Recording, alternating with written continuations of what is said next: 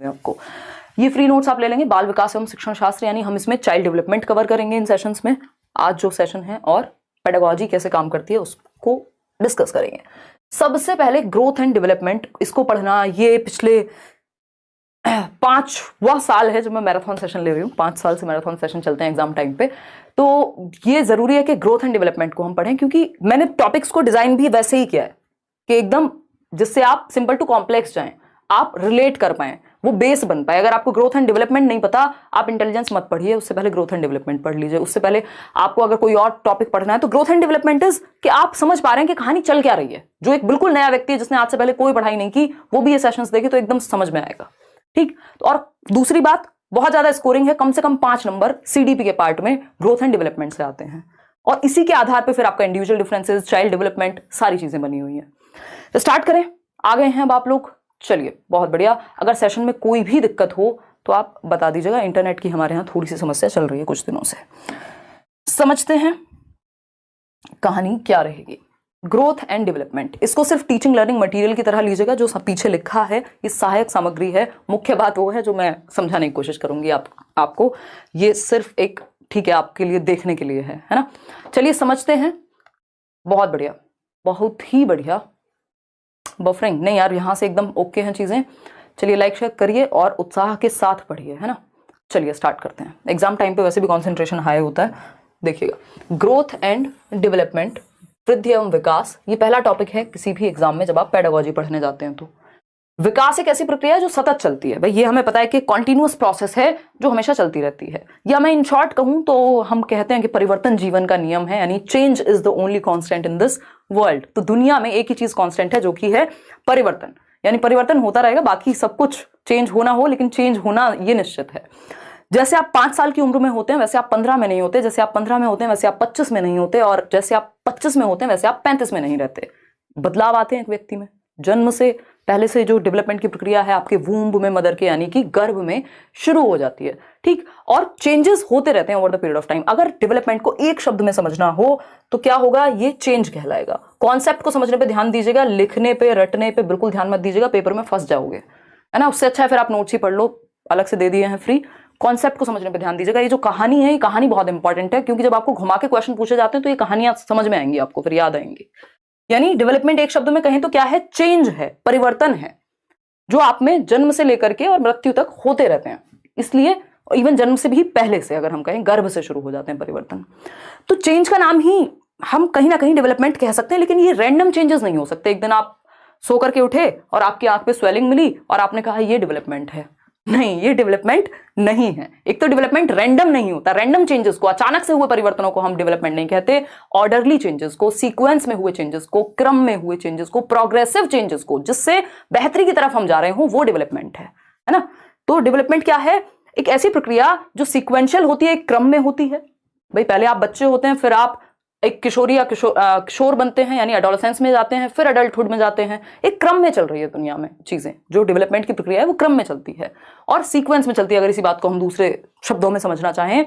और क्या है, प्रोग्रेसिव है, बेहतरी के लिए होने वाले परिवर्तन है ना। तो आप जिन चीजों पे 5 साल में रोया करते थे, उन खिलौनों पे आज आप 15 साल में नहीं रोते हैं, और जिन खिलौनों पे आप 15 साल में रोते थे उन पे 25 में नहीं रोते हैं। आप डिफरेंट तरीके के खिलौने हैं जिन पे आप रोते हैं, है ना। अब रोना कांस्टेंट है, लेकिन मजाक कर रही हूं।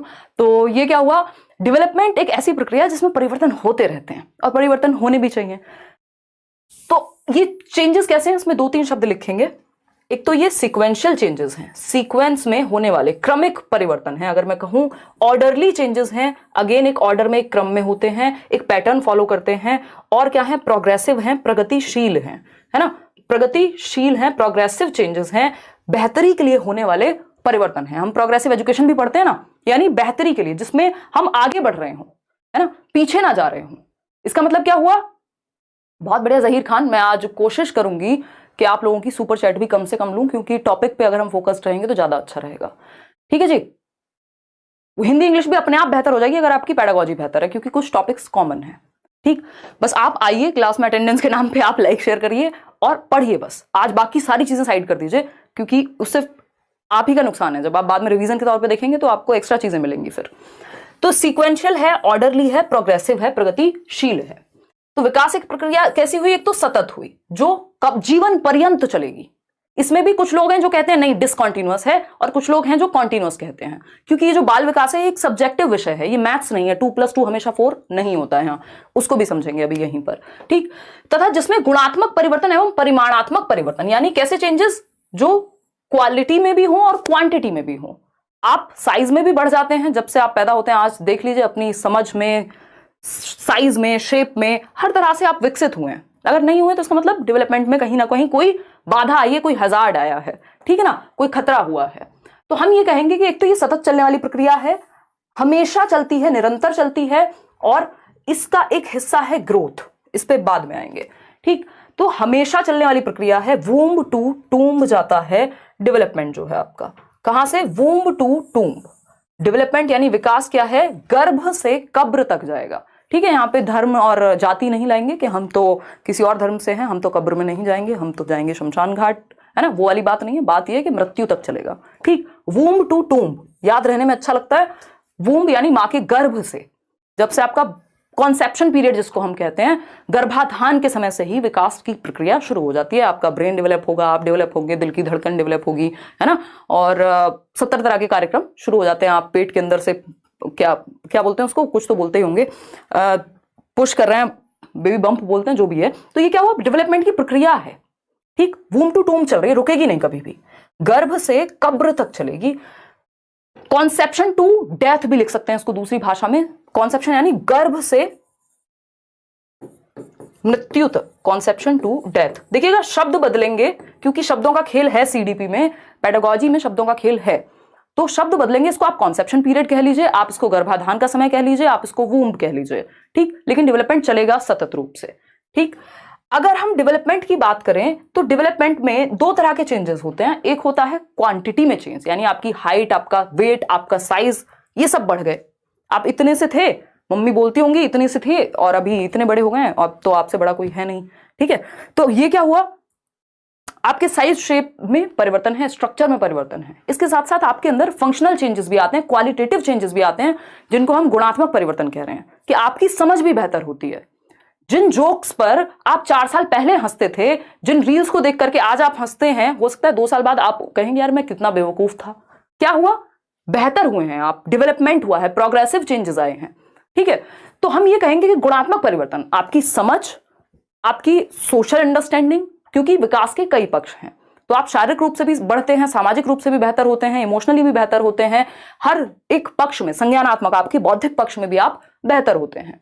तो विकास के कई आयाम हो गए, विकास एक बड़ी प्रक्रिया हो गई, इतनी बात हमें समझ में आ रही है। ये कोई एक सिंगल शब्द नहीं है, जिस बात से हमने शुरुआत की थी, चेंज में दुनिया भर के चेंजेस हैं, है ना। चाहे वो हमारे फिजिकल चेंजेस हो, जिसको हम स्ट्रक्चरल चेंजेस, संरचनात्मक परिवर्तन कहते हैं, चाहे वो हमारे फंक्शनल यानी प्रकार्यात्मक परिवर्तन हो, ठीक है। इसका एक हिस्सा है, डेवलपमेंट का एक हिस्सा है, क्योंकि हमने समझा डेवलपमेंट में क्या है, क्वांटिटी भी शामिल है और क्वालिटी भी शामिल है, ठीक। इसका ही एक हिस्सा है जिसको हम वृद्धि कहते हैं, ग्रोथ कहते हैं, ये विकास का हिस्सा है। ये सिर्फ परिपक्वता तक चलती है। परिपक्वता कब है, जब तक आपका प्रॉपर बॉडी और माइंड आपका फुल डेवलप होगा। अडल्टहुड से पहले पहले निपट जाएगी, जो ग्रोथ है वो रुक जाएगी, है ना। मैच्योरिटी तक चलेगी, परिपक्वता तक चलेगी। मैच्योरिटी क्या है, इस पे भी अभी आएंगे, ठीक। तो हम ये कहेंगे कि ग्रोथ एक हिस्सा है। ग्रोथ क्या हुई, छोटी हो गई, डेवलपमेंट बड़ा हो गया। ये देख रहे हैं ना आप, ये निशान बचपन में हम पढ़ते थे गणित में, कि डेवलपमेंट क्या है, development is greater than growth, या डेवलपमेंट अपने अंदर ग्रोथ को शामिल करके रखता है। जो भी सब कुछ ग्रोथ में आएगा वो डेवलपमेंट का हिस्सा अपने आप है, ठीक। तो डेवलपमेंट मोर इंक्लूसिव हुआ, ज्यादा समावेशी हुआ, ज्यादा ब्रॉड यानी व्यापक हुआ, ज्यादा व्यापक हुआ, हम ये कह सकते हैं डेवलपमेंट के विषय में, ठीक है। इतनी बात, कोई दिक्कत नहीं है इस बात को समझने में। अब जब हम वृद्धि की बात कर रहे हैं, ग्रोथ की बात कर रहे हैं, तो ग्रोथ में वो परिवर्तन है जो हमारे स्ट्रक्चर में, हमारे संरचना में, हमारी बनावट में परिवर्तन है। जैसे हमारी हाइट बढ़ गई, हमारा वेट बढ़ गया, हमारी शेप और साइज कभी मोटे हो गए, कभी पतले हो गए, कभी कुछ हुआ, नेल्स बढ़ गए। ये सब क्या है, ग्रोथ का हिस्सा है, कि आपके अंदर ग्रोथ आ रही है, साइज, शेप, क्वांटिटी में आप परिवर्तन आपके अंदर आ रहा है, परिमाणात्मक परिवर्तन या मात्रात्मक परिवर्तन आपके अंदर आ रहे हैं, ये है ग्रोथ। इसका रुकना जरूरी भी है मैच्योरिटी आने के बाद, क्योंकि सोचिए, इमेजिन कीजिए, अगर आपकी हाइट हमेशा बढ़ती रहती, है ना, तो कहां तक आप पहुंचते। फिर हम सभी कहीं खड़े नहीं हो पाते, किसी का कोई घर नहीं होता, बस हाइट बढ़ रही है, हाथ बढ़ रहे हैं, और जो आप मूवीज में देखते हैं ऐसे वो लंबे से हाथ कहीं भी, या भूत के जो हाथ होते हैं ना, वैसी वाली स्थिति हो जाती। तो ग्रोथ एक टाइम के बाद रुकना आवश्यक भी है। हम ये कह सकते हैं। तो मेच्योरिटी के आसपास जाकर के ग्रोथ आपकी स्टॉप हो जाती है, रुक जाती है। मेच्योरिटी क्या है? मेच्योरिटी एक ऐसा पक्ष है जिसको हम परिपक्वता कहते हैं, जो हाईली रिलेटेड टू हेरिडिटी होता है, यानी कि आनुवांशिकता से संबंधित होता है। हमारे जो जेनेटिक कोडिंग है, जो हमारे जीन्स हैं, उनमें कोडिंग है कि भैया आप मान लीजिए बच्चा पैदा तो हुआ है हाथ पैर के साथ ही, लेकिन क्या आप उसको साइकिल चलाना सिखा देंगे जब वो पैदा हुआ है अगले 2 महीने में? नहीं, क्योंकि वो मैच्योर नहीं है। वो हेरिडिटी से जो क्षमताएं अनफोल्ड होती हैं, जो कैरेक्टरिस्टिक्स, जो विशेषताएं समय के साथ अनफोल्ड होंगी, टाइम के साथ अनफोल्ड होने वाले कैरेक्टरिस्टिक्स मैच्योरिटी के अंदर आते हैं ड्यू टू हेरिडिटी। क्योंकि आपकी हेरिडिटी में एक वो कोडिंग है कि इस एज में इतनी ताकत इन पैरों में आ जाएगी अगर सब कुछ सही रहा, एनवायरमेंट से लेके और सारी स्थिति अगर नॉर्मल रही तो। ठीक है जी, बात इतनी बात, कोई दिक्कत नहीं है इस बात को समझने में। चीजों को जोड़ के पढ़ना है, अदरवाइज तो कोई अंतर नहीं रहेगा। फिर आप रट लीजिए या कुछ भी करिए, फिर कोई फायदा नहीं है। अगर हम कनेक्ट करके नहीं पढ़ेंगे तो पेपर में हम फंसेंगे फिर, क्योंकि धीरे धीरे चीजें इसी तरह से कॉम्प्लेक्स हो रही हैं। सिलेबस चेंज नहीं हो रहा, क्वेश्चंस की क्वालिटी बेहतर हो रही है। ठीक है जी, तो यहां पे हमने 2 चीजें समझी। एक तो सतत चलता है विकास, जीवन पर्यंत चलेगा विकास। अब ये डिसकंटिन्यूअस कब होता है, अनिरंतर कब होता है, इसकी चर्चा पियाजे और वाइगोस्की के केस में कल करेंगे, वहां आप अच्छे से समझ पाएंगे। लेकिन नॉर्मल केस में वो एक्सेप्शंस हैं एक तरह के, या वो 2 अलग लोग हैं जो अलग तरीके से बात कर रहे हैं। लेकिन डेवलपमेंट क्या है? एक सतत प्रक्रिया है। जब तक किसी का नाम ना लिखा हो तो आप इसके चक्कर में मत पड़िएगा, सिंपल समझिएगा, कॉन्टिन्यूअस की बात हो रही है। डेवलपमेंट क्या है? वूम टू टूम जाएगा, गर्भ से कब्र तक जाएगा, कभी भी रुकेगा नहीं। इसमें 2 चीजें हमने अभी जानी, यहां देखते हैं। एक चीज हमने पढ़ी क्वांटिटी, क्वांटिटी यानी मात्रा। क्वांटिटी समझते हैं ना, आधा किलो चीनी लेकर के आए आप, वो क्वांटिटी है उसकी। मात्रा मतलब जिसको आप मेजर कर सकें यूनिट्स में, किलोग्राम में। हाइट को आप इंचेस में मेजर कर लेते हैं, सेंटीमीटर में मेजर कर लेते हैं, आप माप सकते हैं मेजरिंग यूनिट्स में। तो जितनी वृद्धि के जितने भी पक्ष हैं उनको मापना संभव है मेजरिंग यूनिट्स में। किलोग्राम को आप, वेट को किलोग्राम में, शेप साइज आप मोटे कितने हो रहे हैं उसको भी आप सेंटीमीटर में माप लेते हैं, इंचेस में माप लेंगे कितना फैट आया। ठीक, लेकिन क्वालिटेटिव कुछ चेंज ऐसे होते हैं जिनका मापन डायरेक्टली या एक्यूरेटली संभव नहीं होता, यानी गुणात्मक परिवर्तन।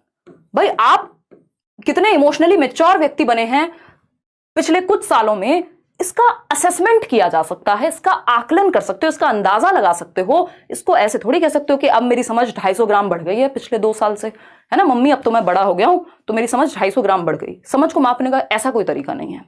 ठीक, तो हम ये कहेंगे, और भी कई पक्षों को माप नहीं सकते आप सोशली कितने बेहतर हो गए कैसे मापेंगे?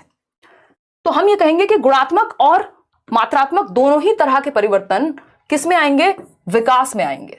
ठीक, इन दोनों को अगर मिला दें तो ये डेवलपमेंट का हिस्सा होगा, क्योंकि वृद्धि जो है वो अपने आप में विकास का हिस्सा है। लेकिन सिर्फ मात्रात्मक परिवर्तन अगर हमसे पूछेगा, हम कहेंगे ग्रोथ का यानी वृद्धि का पार्ट है, जिसमें हमारी मात्रा में परिवर्तन, स्ट्रक्चर में, हमारे शरीर की बनावट में परिवर्तन, और यहां पे फंक्शनल, हमारी फंक्शन करने की क्षमता। अब हम आपको जिस चीज को समझने में 2 घंटे लगते थे, हो सकता है आज आप 1 घंटे में समझ पाएं, 20 मिनट में समझ पाएं। क्यों? क्योंकि समय के साथ आपने अपने ऊपर काम किया है, आपकी समझ पे काम किया है, चीजों को गहन किया है, अपनी समझ को इन डेप्थ आपने सीखा है, समझा है। तो ये क्या हुई कहानी? ये हुई क्वालिटेटिव चेंजेस की। ठीक है, तो एक छोटी छोटी सी बातें करते रहेंगे बीच बीच में, देखिएगा। तो विकास क्या है? क्वालिटेटिव और क्वांटिटेटिव दोनों है। वृद्धि सिर्फ परिमाणात्मक होती है, मात्रात्मक होती है, यानी क्वांटिटी वाली होती है।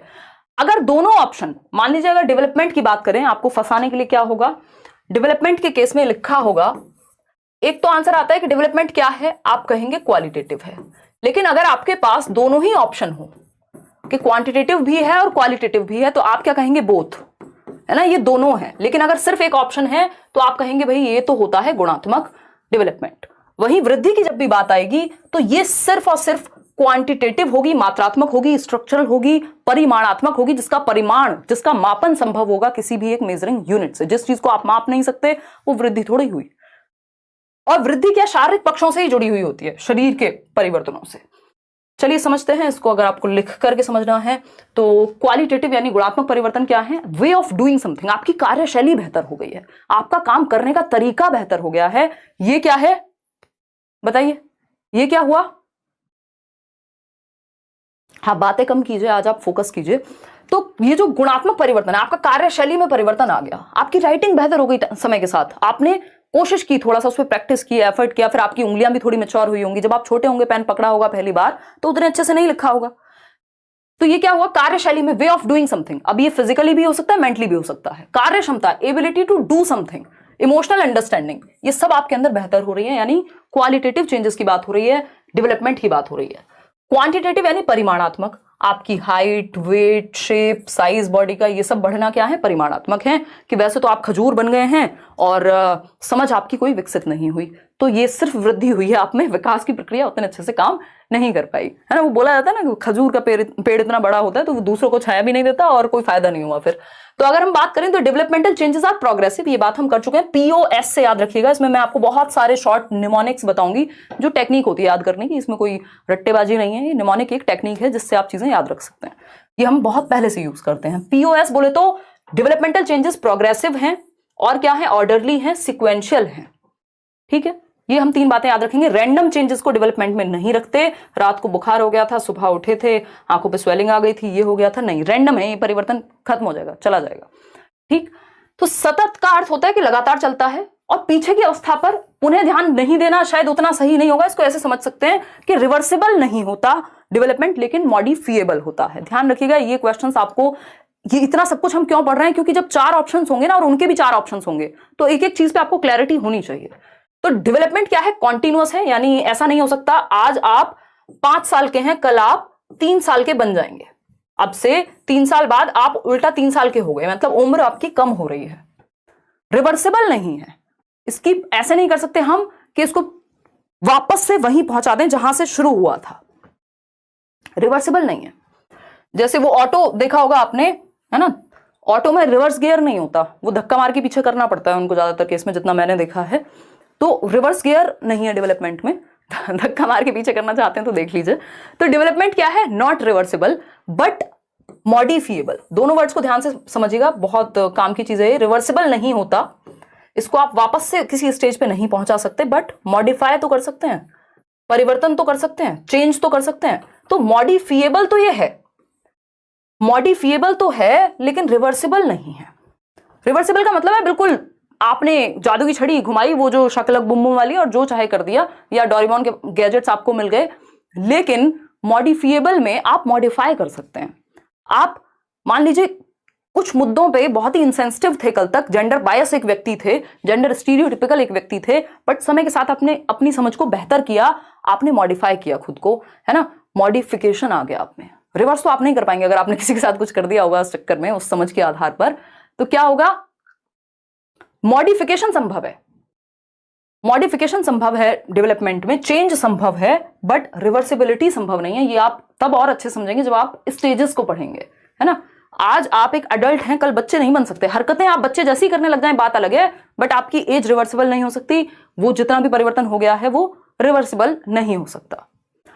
विकास की अगर हम बात करें डेवलपमेंट की, जिसका हिस्सा है वृद्धि, वृद्धि में हम पढ़ रहे थे कि सिर्फ शारीरिक परिवर्तन शामिल है, फिजिकल एस्पेक्ट से रिलेटेड होती है वृद्धि, जबकि विकास एक ऐसी प्रक्रिया है जिसमें मल्टी डायमेंशनल चीजें शामिल हैं, कई सारे एस्पेक्ट शामिल हैं। ये 4 मुख्य प्रकार हैं विकास के, मानसिक पक्ष में भी होगा, सामाजिक पक्ष में भी होगा, संवेगात्मक पक्ष में भी होगा, अलग अलग पक्ष हैं विकास के। जो 4 महत्वपूर्ण पक्ष हैं इनको हम PCSE कहते हैं। ये ट्रिक आपकी लिखी हुई है नोट्स में, ऐसे ही दिया हुआ है, ठीक है ना। PCSE, physical, cognitive, social, emotional, यानी शारीरिक विकास, शरीर से संबंधित। दूसरा प्रकार क्या हुआ, कॉग्निटिव, ज्ञान संबंधी या संज्ञानात्मक या मानसिक विकास, आपके सोचने, समझने, सीखने। कॉग्निटिव डेवलपमेंट से भी डायरेक्ट क्वेश्चन आता है कि कॉग्निटिव डेवलपमेंट क्या है, तो आपको पता होना चाहिए कॉग्निटिव डेवलपमेंट हमारे मेंटल डेवलपमेंट से संबंधित है। हमारी थिंकिंग, रीजनिंग, प्रॉब्लम सॉल्विंग, जितने भी काम दिमाग से करते हो, memory, attention, perception, decision making, problem solving, जितनी भी चीजें दिमाग से होंगी वो सब कॉग्निशन यानी संज्ञान का हिस्सा है, जिसके द्वारा हम दुनिया की समझ बनाते हैं। सामाजिक विकास एक तीसरा पक्ष है कि हम समाज में रहना तो आए, हमें किसके सामने क्या बोलना है, कैसे बिहेव करना है, ये क्या है, ये है हमारा सामाजिक विकास। फिर आता है सामवेगिक विकास यानी इमोशनल डेवलपमेंट। भाई जैसे आप अपने दोस्तों के सामने होते हैं वैसे घर में नहीं होंगे ना पिताजी के सामने। पिताजी को यार कहिए, पिताजी कहेंगे पैसे बर्बाद कर दिए, इतना पढ़ा लिखा के कोई फायदा तो है नहीं, ये तो हमें ही यार बोल रहे हैं, ठीक है। तो सोशल डेवलपमेंट और इमोशनल डेवलपमेंट यानी आपको पता है किसके सामने इमोशंस आप कंट्रोल कर पाते हैं, कहां आप नहीं कर पाते हैं, या कैसे इमोशंस को आप मैनेज करेंगे, कितने उनके प्रति अवेयर होंगे। तो ये 4 मुख्य प्रकार हैं विकास के, फिजिकल, कॉग्निटिव, सोशल और इमोशनल, ठीक। यानी आप शारीरिक पक्ष में भी बेहतर हो रहे हैं, आप संज्ञानात्मक अपनी समझ के साथ भी आपका विकास हो रहा है, सामाजिक रूप से भी आप विकसित हो रहे हैं, और इमोशनली यानी आप इमोशंस, देखिए ना, कई बार आपको लगता होगा जिन चीजों पे आप पहले रो देते होंगे आसानी से, आज रो नहीं पाते होंगे। इसका मतलब ये नहीं कि आप दुखी बहुत होते हैं और रो नहीं पाते हैं, वो अलग अपने आप में प्रॉब्लम हो गई, बट इसका सिंपल मतलब ये है कि आप इमोशनल डेवलपमेंट आपका बेहतर हुआ है। जब आप पहली बार स्कूल जा रहे थे तो रो के जा रहे थे, समय के साथ मजे आने लग गए आपको स्कूल जाने में, तो इमोशनली आप ज्यादा मेच्योर हो गए या आपका डेवलपमेंट हुआ, हम ये कह सकते हैं। ठीक है बात। तो विकास के 4 प्रकार, इनका सीक्वेंस भी जनरली यही रहता है, शारीरिक, संज्ञानात्मक, सोशल और इमोशनल, इंटर रिलेटेड होते हैं आपस में, इसीलिए आप ये देख रहे हैं एरोज बने हुए हैं, क्या है ये एक दूसरे से संबंधित हैं। ऐसा नहीं हो सकता कि शारीरिक विकास अलग चलेगा, संज्ञानात्मक अलग चलेगा, कोई फर्क ही नहीं पड़ रहा एक दूसरे का। फिजिकल, कॉग्निटिव, सोशल और इमोशनल। ठीक, विकास के मुख्य पक्ष 4 ही हैं, इसके अलावा आपने देखे होंगे पेपर में, अच्छा मॉरल डेवलपमेंट भी कोई चीज होती है, लैंग्वेज डेवलपमेंट भी कोई चीज होती है, तो उस केस में अभी हम आगे पढ़ेंगे कि कैसे कैसे कौन से पक्ष जुड़े हुए हैं। अच्छा एक चीज ध्यान रखिएगा, स्पिरिचुअल डेवलपमेंट जैसा कुछ नहीं है, साइकोलॉजिकल कई बार देखने को मिल जाएगा, वो भी कोई हिस्सा नहीं होता, वो आपको भटकाने के लिए ऑप्शंस में डाला जाता है। तो ये आपस में अंतः संबंधित हैं, इंटर रिलेटेड हैं सभी पक्ष। मान लीजिए आपको चोट लगी है तो हो सकता है कि आपका दिमाग भी उस दिन ठीक से काम ना करे, स्पेशली मान लीजिए किसी का एक्सीडेंट ही हो गया, भगवान ना करे हो, बट होते हैं एक्सीडेंट्स। उस समय आप उससे पूछिए, उसको हो सकता है होश भी ना रहा हो, उसके दिमाग ने उतना भी काम ना किया हो कि क्या हुआ था, वो भी ना बता पाए, लैंग्वेज का भी ठीक से यूज ना कर पाए। तो क्या हुआ, शारीरिक विकास पर प्रभाव पड़ने से संज्ञानात्मक विकास पर भी प्रभाव पड़ा। सोशली भी आप अगर बहुत ज्यादा परेशानी में है, पेन में है, तो आप किसी को कुछ भी बोल सकते हैं, आपके इमोशंस पे भी कंट्रोल चला जाता है कई बार, है ना, या आप नम हो जाएंगे बिल्कुल। तो ये क्या हुआ, विकास के सभी पक्ष एक दूसरे को प्रभावित करते हैं। अगर बच्चे का शारीरिक विकास बचपन में मान लो गिर गया, वो जो कि बहुत सेंसिटिव पीरियड है, 6 महीने का था, गिर गया, अगर कोई दिक्कत आ गई ब्रेन में या शरीर में, तो वो उसके आगे आने वाले विकास में, उसके दिमाग के विकास में भी प्रॉब्लम क्रिएट कर सकती है, उसके सामाजिक विकास में भी, और भी 70 तरह से प्रॉब्लम बन सकती है। सही है बात कि नहीं है, है ना। बहुत ही बढ़िया। मैमुन कह रहे हैं मैं आपका नया सब्सक्राइबर हूं, बहुत अच्छे से पढ़ाती हैं, अच्छा धन्यवाद मैमुन। चलिएगा, खैर अब इसको और डिटेल में समझने का प्रयास करते हैं। अगर हम सबसे पहले विकास की बात करें, पीसीएसई दिमाग में रखिएगा, ये छोटी छोटी ट्रिक्स हैं, निमोनिक्स हैं, जो आपके नोट्स में मैंने मेंशन करा दिए हैं, इनको आप ध्यान में रखिएगा। ठीक, फिजिकल डेवलपमेंट जो विकास का पहला प्रकार है, शारीरिक विकास इसको हम हिंदी में कहेंगे, यानी आपकी हाइट, आपकी ऊंचाई, आपकी लंबाई, वेट, आपका वजन, साइज, शेप, इन सब का बढ़ना फिजिकल डेवलपमेंट से संबंधित है। फिजिकल डेवलपमेंट में सिर्फ आपके शरीर का बढ़ना नहीं, आपके अंदर ताकत कितनी बेहतर आ रही है, आप एक्यूरेसी से कोई चीज कितनी बेहतर तरीके से कर रहे हैं, तो ये भी फिजिकल डेवलपमेंट से जुड़ा हुआ होता है। इसका दूसरा नाम होता है, या इसी के अंदर एक पक्ष है फिजिकल डेवलपमेंट से रिलेटेड, जिसको मोटर डेवलपमेंट कहते हैं, है ना। क्वेश्चन आपको पेपर में ऐसे भी दे सकता है कि फिजिकल डेवलपमेंट यानी विकास के 6 प्रकार हैं, उसमें लिखा होगा मोटर डेवलपमेंट अलग, फिजिकल अलग, सोशल अलग, फिर उसमें मॉरल डेवलपमेंट अलग, तो ऐसे तो अंतहीन प्रकार हो जाएंगे। मुख्य जो प्रकार हैं वो 4 हैं, फिजिकल, कॉग्निटिव, सोशल और इमोशनल। बाकी हम खेलेंगे किसके हिसाब से, क्वेश्चंस के हिसाब से। ठीक है जी, चलिए बहुत बढ़िया। लाइक शेयर खुशी खुशी करते रहना है। देखिएगा, तो हम देख रहे हैं जब हम ये डेवलपमेंट की प्रक्रिया है, स्पेशली शारीरिक विकास की, कि आप पहले घिस घिस के चलना सीखते हैं, है ना, स्क्रॉल करना, सॉरी क्रॉलिंग सीखते हैं, स्क्रॉल ही याद रहता है आजकल इंटरनेट के जमाने में, फिर आप बैठना सीखते हैं, फिर आप खड़े होना सीखते हैं, फिर आप चलना सीखते हैं, फिर आप दौड़ना सीखते हैं। एक तो ये क्रम हो गया। दूसरा शारीरिक विकास है, ये आप बड़े होते जा रहे हैं।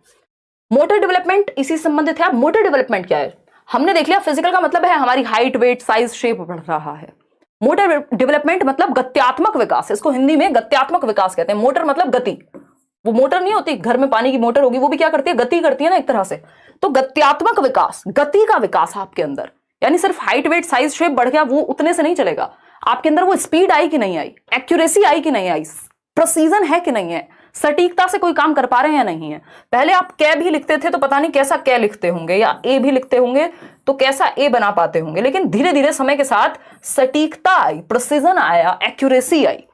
यही मोटर डेवलपमेंट है कि अब आप कितनी तेजी से भाग लेते हैं, कितनी तेजी से कूद लेते हैं, यानी कार्यशैली में आपके जब आप कुछ कर रहे हैं तो उसमें सटीकता, उसमें प्रिसीजन, उसमें कंट्रोल, उसमें स्पीड, एक्यूरेसी कितनी है। ये सब चीजें किससे संबंधित हैं, बताइएगा बताइएगा बताइएगा बताइएगा, किससे संबंधित है, मोटर डेवलपमेंट से। क्या कुछ देखने में, सुनने में समस्या आ रही है क्या, बताओ एक बार। नाम लीजिए, किरण, आज नाम किसी का नहीं लेना है, फिर भी आपका ले लिया एक्सेप्शन में मैंने, ठीक है। तो ये बात हुई मोटर डेवलपमेंट की। मोटर डेवलपमेंट भी 2 प्रकार का है, आपके फेवरेट 2 लेटर है ना, जी और एफ ना, जी एफ।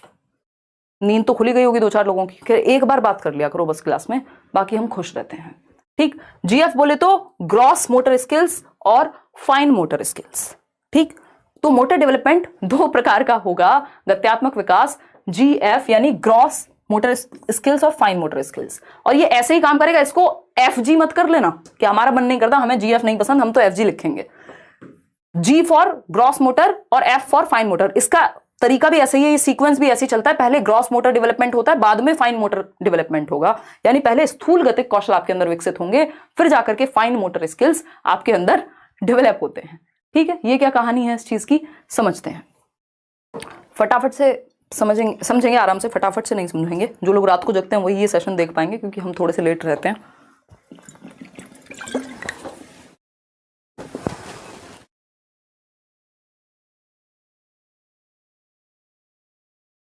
देखिएगा, बहुत ही बढ़िया।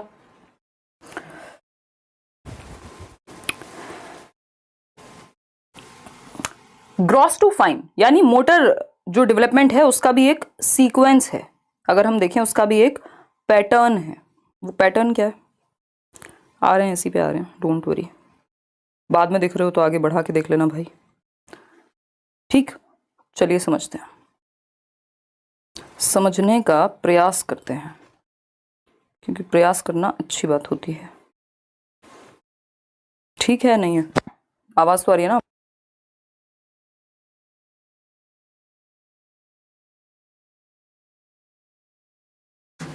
देखिए, अगर हम बात करते हैं किस चीज की, ग्रॉस और फाइन मोटर स्किल्स की। आज मैं कमेंट्स अवॉइड कर रही हूं, पहले इस पे फोकस करेंगे। तो मोटर डेवलपमेंट में 2 प्रकार के डेवलपमेंट होते हैं, वो होते हैं ग्रॉस मोटर डेवलपमेंट या ग्रॉस मोटर स्किल्स और फाइन मोटर स्किल्स। ग्रॉस का मतलब ये होता है स्थूल, और फाइन का मोटर है सूक्ष्म। ठीक, ये दोनों क्या है, स्थूल गतिक कौशल। विकास कैसे चलेगा आपका, ग्रॉस से फाइन की तरफ जाएगा, है ना, जिसको सिंपल टू कॉम्प्लेक्स कह सकते हो, जनरल टू स्पेसिफिक भी कह सकते हो, कि बच्चा पहले जनरल एक्टिविटीज करता है, सामान्य गतिविधि करेगा, बाद में स्पेसिफिक, यानी स्पेसिफिक को हम कहेंगे विशिष्ट गतिविधियां करेगा। रोएगा भी बच्चा तो पूरी बॉडी से रोएगा बचपन में, जब वो छोटा होगा धीरे धीरे उसको पता है यार आंसू पोंछ के काम चल जाता है। ठीक, तो ग्रॉस मोटर स्किल्स क्या है, ग्रॉस मोटर स्किल्स हैं आपकी जिनमें बड़ी मांसपेशियों का प्रयोग हो, जैसे आपकी आर्म्स की मसल है, आपकी बाहों की, भुजाओं की, है ना, हाथ ऊपर नीचे कर रहे हैं, पीटी कर रहे हैं स्कूल में, ये क्या है, ग्रॉस मोटर स्किल्स का उदाहरण है।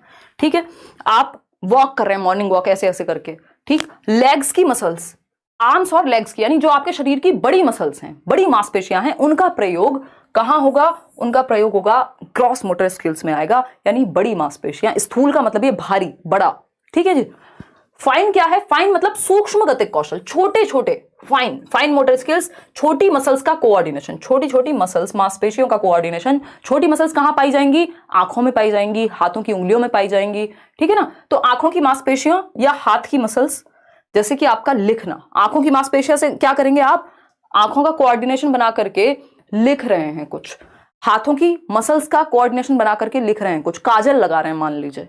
ठीक है ना, ग्रॉस टू फाइन चलता है जो डेवलपमेंट है, वो सिंपल टू कॉम्प्लेक्स या जनरल टू स्पेसिफिक भी आप इसको लिख सकते हैं, पेपर में पूछा हुआ है उस तरह से भी।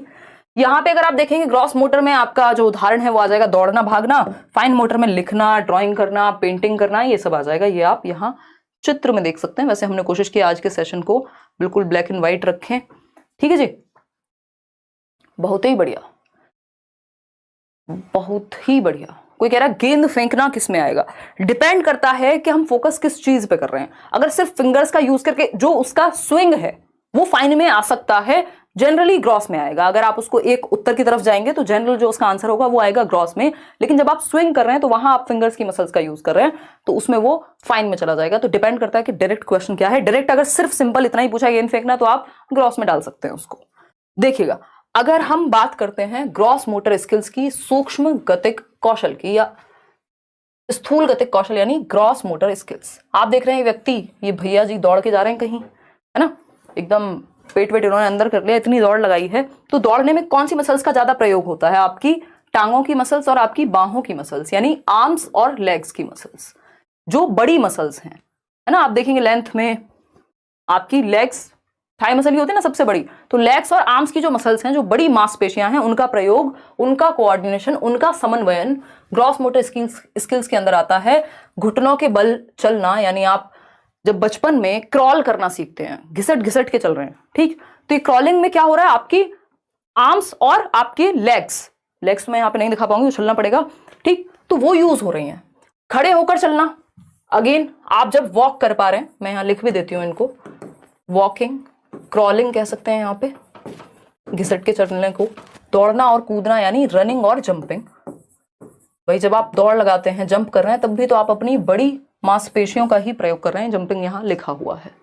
अगर आप फाइन मोटर स्किल्स की बात करेंगे, सूक्ष्म गतिक कौशल की बात करेंगे, तो उंगली यानी आपकी जो फिंगर्स हैं और अंगूठे के जरिए कुछ उठाना, मान लीजिए आप क्या कर रहे हैं, उंगली और अंगूठे के जरिए कुछ उठा रहे हैं। पेपर में क्वेश्चन आया हुआ था कि एक बच्चा है जो पहले क्या करता है, अपने पूरे हाथ का प्रयोग करेगा किसी चीज को पकड़ने के लिए, बाद में वो पेन सिर्फ एक उंगली और एक अंगूठे से पकड़ के उठा लेता है, यानी simple to complex, general to specific हुआ है विकास। और अगर मैं इसको दिशा के सिद्धांत के बेसिस पे बात करूं तो ये प्रॉक्सिमो डिस्टल है, उस पर आएंगे अभी।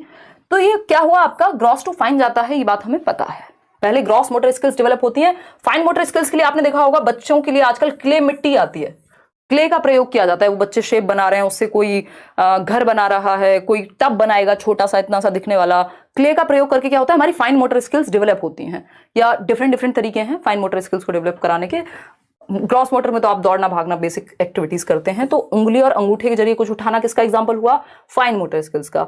रेत में पैरों की उंगलियां घुमाना, ऐसे रेत में डाल के आप गोवा में बैठे हुए हैं बीच पे, ठीक। ड्राइंग अगर हम बात करें तो ड्रॉ कर रहे हैं, अगर आप कुछ ड्राइंग करेंगे तो बहुत ही सूक्ष्म समन्वय चाहिए, कोऑर्डिनेशन चाहिए आपकी फिंगर्स की मसल्स में, अदरवाइज थोड़ा सा भी इधर उधर बनाएंगे कुछ का कुछ बन जाएगा।